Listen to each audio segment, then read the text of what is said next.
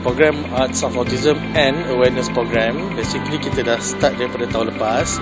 Tahun 2022 kita buat planning. So masa tu kami mencarilah, sebab saya di bawah National Autism Resource Center, saya di bawah bahagian latihan. So bahagian latihan ni kita kena sediakan macam training ataupun kelas ke kan. So jadi salah satu program yang dicadangkan adalah Arts of Autism untuk mempamerkan lukisan-lukisan adik-adik autistik kita.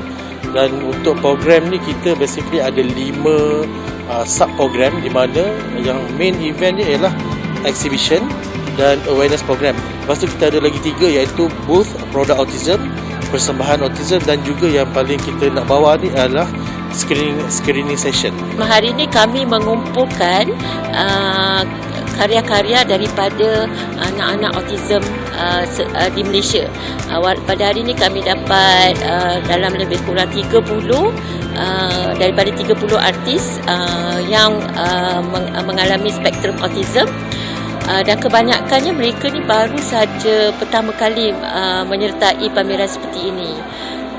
Jadi selain itu kami juga ada sesi saringan percuma untuk ibu bapa atau sesiapa saja yang nak menyaring nak membuat penilaian awal sama ada anak mereka ada simptom-simptom autism atau tidak. Kami juga ada buat booth untuk produk-produk autism, dan juga kami bawakan juga beberapa pelajar UiTM sendiri yang mereka produk berkenaan autism sendiri untuk mereka pamerkan.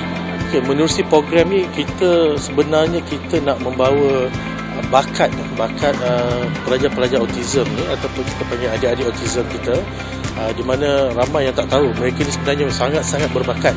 Dengan adanya lukisan-lukisan yang mereka bawa ni, memang even saya sendiri, saya rasa macam terkejut kan, memang macam professional artis. Tapi tidak dinafikan, parent-parent yang mempunyai anak-anak autism ni, sebenarnya mereka pun menghantar anak mereka untuk belajar melukis, dan kita menyediakan platform untuk adik-adik autism kita ni, sebab mereka ni adalah first timer untuk buat exhibition. Kita juga mendapat sponsorship iaitu daripada Maybank, untuk program berkenaan, dan juga kita juga dapat daripada Artistically City untuk easel, dan juga paintings daripada Daniel Kushairi. Kami juga ada berhubungan dengan industri di luar, seperti Kidzu Holding Sdn Bhd, di mana dia juga ialah satu partner kami, dan kami bekerja sama juga dengan banyak pusat-pusat swasta juga, dan agensi kerajaan seperti Teraju. Kita ada juga bekerjasama dengan Gamuda, dan juga dengan KBN. NARC atau National Autism Resource Center ditubuhkan pada 2 April 2019. Kami di atas mandat The National Autism Society of Malaysia atau NASO. Pada masa itu kami ditaja oleh sebuah industri Dow Malaysia Sdn Bhd. NARC ini ditubuhkan, tujuan dia adalah untuk menjadi satu pusat setempat untuk mana-mana ibu bapa, guru-guru pendidikan khas ataupun penyelidik yang memerlukan maklumat tentang autism di Malaysia. Kami juga menyediakan training atau latihan penyelidikan, di mana kami menjadi kira satu badan yang menyatukan semua badan-badan berkaitan autism di Malaysia. Selepas habis program, kami sebenarnya menyediakan platform juga untuk mereka menghubungi kami melalui Instagram, social media. So untuk yang sekarang ni boleh menghubungi kami juga. Kalau untuk yang berminat dengan artworks, so boleh directly lah dengan kurator kami. Kami ada kurator daripada CCA untuk berurusan. Kami mempunyai sebuah laman web yang kiranya lengkap tentang perkara-perkara berkenaan autism di Malaysia. Antaranya termasuklah directory guru-guru, directory sekolah-sekolah pendidikan khas, center-center NASOM, dan juga center-center swasta yang ada di Malaysia. Selain daripada itu, kalau ibu bapa rasa nak buat saringan awal secara atas talian, kami juga menyediakan kita panggil saringan MChat, saringan MCET ni memang standard satu dunia. Apa-apa maklumat tentang NRC boleh didapati di laman web www.narc.uitm.edu.my.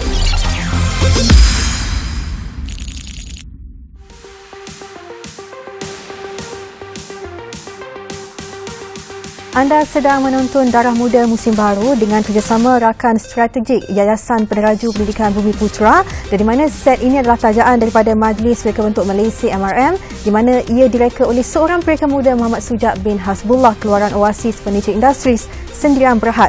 Baik, hari ini topik kita berkenaan dengan program latihan khidmat negara, di mana PLKN ini mula diperkenalkan pada Disember 2003 sebagai satu program yang menyediakan modul latihan selama 3 bulan, merangkumi modul fizikal, kenegaraan, pembinaan karakter dan juga khidmat komuniti, dan ia dihentikan pada tahun 2015 atas ekoran langkah rasionalisasi perbelanjaan, dan kemudian diperkenalkan semula pada 2016 sebagai PLKN 2.0, dan ketika itu jumlah pelatih sekitar 20,000 orang, dan kemudian dimansuhkan semula pada 2018.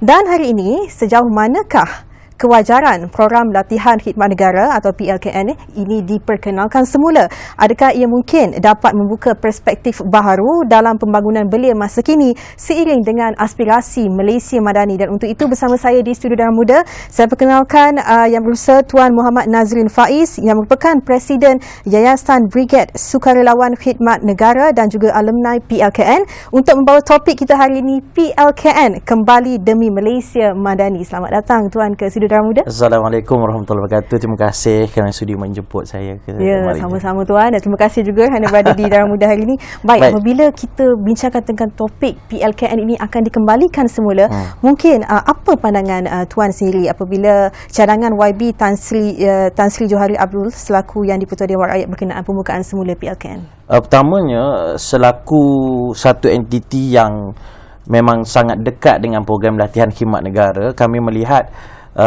aspirasi dan juga cadangan daripada Yang Berhormat Tan Sri ini adalah menunjukkan keterbukaan kerajaan dan mungkin sedikitlah kegusaran beliau secara peribadi mungkin melihat kepada program. Tiada sebenarnya satu program yang mengumpulkan sebanyak mungkin kaum dalam satu platform.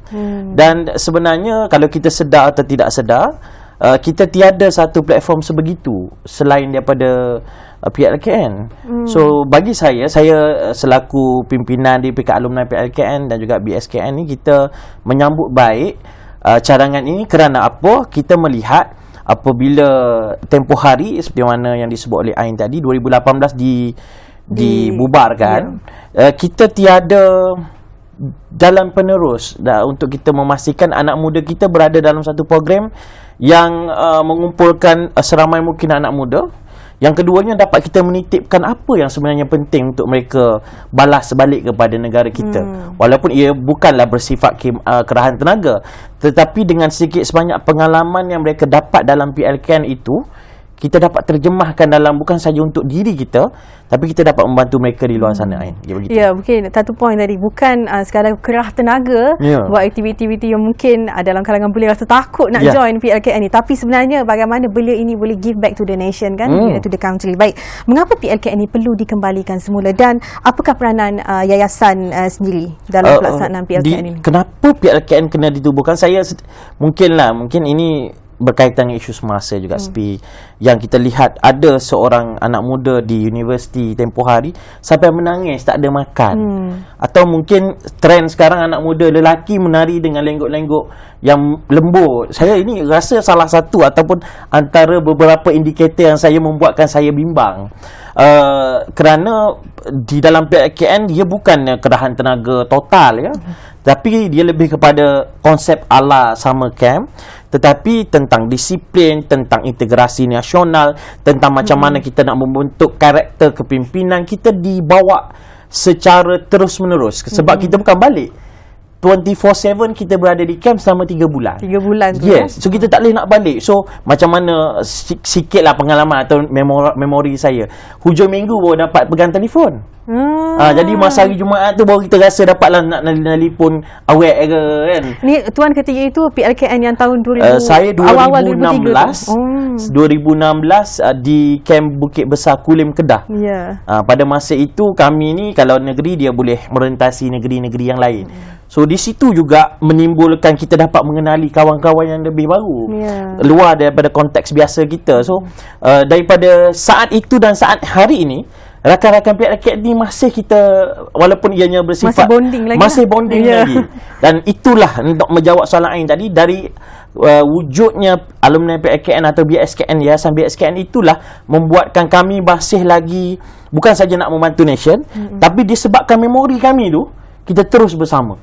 Walaupun 3 bulan. Banyak memori tu. Walaupun 3 bulan, tapi kenangan itu kekal sampai hari ini. Kenangan tu sampai hari ini. Ada dalam dunia PLKN ni ada juga dapat cinta monyet kan. Tapi sebenarnya bukan itu keutamaan, tapi saya lihat dari segi selepas kita dapat keluar dari PLKN, macam saya ni bukanlah seorang yang yakin seperti hari ini, tapi saya boleh sebut hari ini, dan saya nak ucap terima kasih kepada jurulatih saya. Ia membentuk karakter kepimpinan pada diri saya sehingga saya dapat menjadi seyakin ini. Saya rasa saya yakinlah berbanding dulu. So bukan saya saja yang dapat orang kata luahan kelebihan tersebut. So ramai kita dapat wujudkan, ramai pemimpin-pemimpin pun daripada PLKN. So sayang kalau kita biarkan program sebagus ini, dan sebenarnya kalau mungkin ramai orang tak perasan, kita dah ada akta di bawah PLKN. So kita perlu teruskan, kerana kita nak negara kita ni ada satu anak muda yang jelas, karakternya, ada nilai kepimpinan. Yang paling penting adalah demi untuk mendekati Malaysia Madani ni, kita nak integrasi nasional. Perpaduan kita itu yang utama. Adakah itu antara misi dan fokus utama untuk PLKN ini diadakan semula? Saya rasa tidak boleh lari daripada perpaduan, kerana kita kena faham dan kita tahu Malaysia adalah negara yang majmuk. Kita ada pelbagai kaum, dan kalau kita tak ada satu titik persamaan, titik pertemuan, macam mana kita nak kenal pasti kawan-kawan kita yang dekat Sabah? Apa yang mereka tarikan? Apakah budaya-budaya mereka?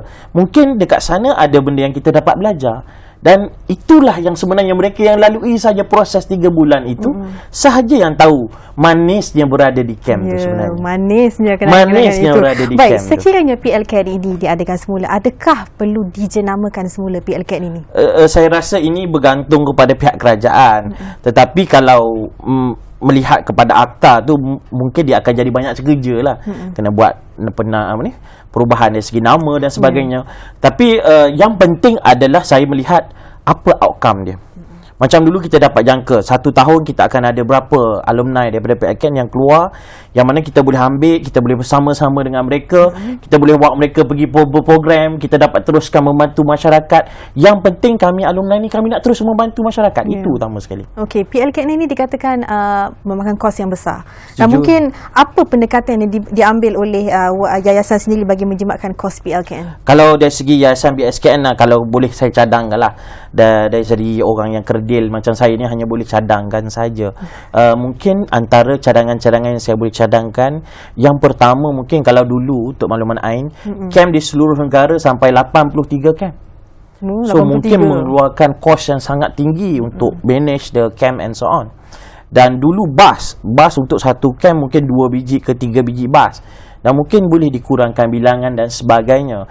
Yang ketiga, mungkin dari segi camp itself, kalau dahulu kita ambil camp daripada private sector ataupun milik individu, mungkin sekarang kita boleh cadangkan menggunakan fasiliti-fasiliti kerajaan. Jadi yang penting saya lihat, kegusaran orang ramai adalah tentang duit. Tapi saya rasa dengan orang kata apa, dengan ketegasan Yang Amat Berhormat Perdana Menteri ini, mesti ada perbincangan-perbincangan untuk memastikan kos itu menjadi lebih minimum. Itulah caranya. Baik, kalau kita lihat tadi kronologinya, 2018 dimasukkan PLKN dan hari ini 2023, lebih kurang 5 tahun. Tapi mengapa sekarang baru dikembalikan PLKN itu? Mengapa sekarang? Saya rasa kalau bukan sekarang, bila lagi sebenarnya? Sebab kalau kita melihat pula dari segi segmen politik, dengan ada satu kerajaan yang sangat kukuh pasca PRU 15, masa inilah kita banyak benda kita nak buat. Mudah nak buat keputusan katanya. Kalau dulu mungkin kita takut, saya masuk politik sikit lah. Mungkin dulu kita takut pagi kerajaan lain, malam kerajaan lain. Tapi hari ini dengan sokongan yang sangat rasa padulah kepada Yang Amat Berhormat Perdana Menteri, mungkin memudahkan beliau dan juga kabinet untuk membuat keputusan. Dan bagi saya dalam pembinaan negara bangsa ini tidak boleh kita main enteng, pandang enteng, kerana hari ke hari masa semakin berlalu. Setiap tahun keluaran SPM ratusan puluhan ribu yang keluar. So kalau kita tidak garap daripada sekarang, kita tak latih mereka dari sekarang, takkan kita nak biarkan mereka ni lost. Macam saya boleh sentuh, macam dulu PLKN 2.0 yang boleh dikongsikan, ada kita align dengan institusi di peringkat teknikal. Mereka dapat belajar dari segi automobil, dia dapat masuk kepada institusi-institusi yang dia minat. So at least dia ada job dalam kehidupan mereka, ada kerjaya dalam bidang mereka. Tapi kalau hari ini ada lagi, yalah, hari ini mungkin mereka boleh hidup seperti biasa, tetapi bagi saya adalah kita nak kepada penetapan sasaran. Macam contoh, setiap tahun keluaran SPM-nya berapa, kemudian berapa orang yang kita mahu keluarkan dari segi technicality, orang yang terlibat dan teknikal, kalau gurunya berapa. So ini yang sebenarnya penting, sebab modal insan kepada negara itu yang menentukan kekuatan kita pada the next 5-10 years and on. Dan kalau ianya diadakan semula PLKN ini, bagaimana pula dengan silibus dan modul? Adakah masih sama atau perubahan? Kalau tanya saya lah kan, kalau tanya saya yang melalui siri awal PLKN 1.0, mungkin saya boleh kongsi dengan Ain, antaranya kita dapat memegang M16. Saya ni bukan anak SCAR, jadi saya dapat pegang M16. Bukan saja pegang, kita dapat really shoot from M16. So kita dapat buat program Wirajaya, kita dapat, memang the session tu 3 bulan yang bagi saya sangat baik tempohnya. Jadi kita dapat really dapat momen, kita dapat modul tu dapat kita rasa sebetul-betulnya dengan masa yang mencukupi. Dan kalau tanya saya sedikit, mungkin PLKN 2.0 tidak akan sedikit rush sebab 2 bulan nak habiskan semua benda. So kalau tanya saya tentang modul, saya rasa di sini peranan kami, mungkin kami boleh membantu pihak kerajaan dengan apa yang kami lalui, dan mungkin penglibatan daripada jurulatih-jurulatih yang sebelum ini pun kita boleh libatkan mereka, kerana yang penting adalah mereka yang faham tentang aspirasi sesuatu benda itu, mereka dah melaluinya sebelum ini, mereka tahu apa yang dia nak capai daripada program itu. Baik, tadi Tuan ada maklumkan tentang jurulatih, dan kita dimaklumkan jurulatih PLKN juga masih mahu berkhidmat untuk PLKN yang akan datang ini. Bagaimana Tuan? Saya lihat, kita untuk makluman dengan Ain dan juga sidang hadirin, kita ada Persatuan Jurulatih PLKN yang di mana mengumpulkan jurulatih-jurulatih daripada character building, daripada yang fizikal dan sebagainya. Mereka ini ada capacity, mereka ni ada pengalaman, mereka ni datang daripada orang kata orang askar militeri pun ada, orang yang memang dalam bidang modeling pun ada. So ini semua saya rasa kalau kita tidak libatkan mereka, sayang. Satu, kalau kita cari yang baru, kita kena start from A back. Yalah. Yang kedua, so that's why saya rasa dari segi data yang saya rasa ada di peringkat Persatuan Jurulatih pun ramai yang mahu kembali untuk berkhidmat. So kita kena bagi peluang kepada mereka, dan saya yakin dengan penglibatan mereka tu kita dapat jimat kos. Back to basic guys, kita dapat jimatkan duit. Yang penting adalah kerajaan dapat jimat, program dapat jalan, masyarakat dan rakyat dapat manfaat. Ya, baik Tuan. Diharapkan alumni PLKN ini menjalankan berbagai lagi aktiviti. Mungkin kita lihat YBSKN sudah ada. Apa lagi antara target-target alumni PLKN yang seterusnya? Kalau ditanya kepada saya lah, untuk YBSKN atau alumni PLKN ni, kita berharap kalau sekarang Kementerian Pertahanan Malaysia bagi ruang untuk kami distrukturkan atau diperbadankan dengan lebih sistematik. Kerana saya yakin kalau yayasan ini kita letakkan satu hala tuju yang lagi orang kata realistik dan juga dapat mencakupi seluruh segmen, saya rasa banyak yang kita dapat memastikan bukan saja manfaat kepada ahli PLKN itu sendiri, tapi kita dapat menyentuh dan membantu sebanyak mungkin. Kerana pada zaman saya pun kita ada dah lebih 500,000 dah alumni. So mereka ini di mana sekarang? Kalau kita tidak ambil mereka, kita dapat bantu lagi ramai orang. So saya rasa itulah harta yang paling bernilai untuk negara kita. Itu orang muda dalam PLKN ini kita kena panggil balik. Benar. Dan semestinya apa lagi tuan dapat lihat keberkesanan PLKN ini untuk memupuk jati diri belia, semangat patriotik itu sendiri? Boleh saya sebut hari-hari kalau dalam PLKN 1.0 kita ada character building, kita ada melihat kita jadi sayang pada negara kita. Sebab apa? Kita macam saya kata, kita celik mata subuh dah sama-sama. Lepas tu kita turun makan sama-sama, kita kawat sama-sama. Ada orang melihat mungkin kawat ni dia jadi macam kasar lah kan. Tapi sebenarnya among ourselves yang berada dalam team atau squad itu yang menyebabkan kami rasa bond tu sangat kuat. Kasih sayang tu. Sebab tu saya kata ada yang sampai hari ni pun anak dah 4-3 pun, tapi kami masih lagi bersahabat. Masih bonding lagi. Masih bonding lagi. Dan macam mana saya nak cakap, ia tidak boleh diungkapkan dengan perkataan. Tetapi sebenarnya bagi saya yang penting adalah bila kita kuat bersama-sama, kita dapat membantu lagi ramai orang. Itu yang saya harapkan. Sebab apa yang kita lalui dalam PLKN itu sebenarnya membuatkan kita sedar, negara ini sebenarnya memerlukan kita. Yes, kita mungkin sebagai anak muda Ashabab ni kita tak ada duit. Saya selalu sebut benda ni. Tetapi kita ada idea kita ada keringat kita ada kecintaan kita kepada negara kita. That's why kita kadang-kadang kita datang program bukannya kita dapat duit, habis duit kita pula. Tapi for the sake of the nation, demi Malaysia Madani, demi Malaysia yang kita sayang ni, kita kena teruskan buat walaupun ianya scale yang kecil. Baik tuan, apabila PLKN ini diperkenalkan semula, apa antara yang tuan dapat lihat perkara yang boleh dielakkan ataupun perkara yang boleh ditambah baik lagi? Yalah, dalam sepanjang PLKN berlaku ini ada juga yang orang kata kes-kes terpencil yang berlaku, seperti ada berlaku kematian, ada juga mungkin pergaduhan dan sebagainya. Secara umumnya saya lihat yang penting adalah the first steps kita masuk dalam camp itu kita kena clear kepada semua pelatih why kita ada kat situ.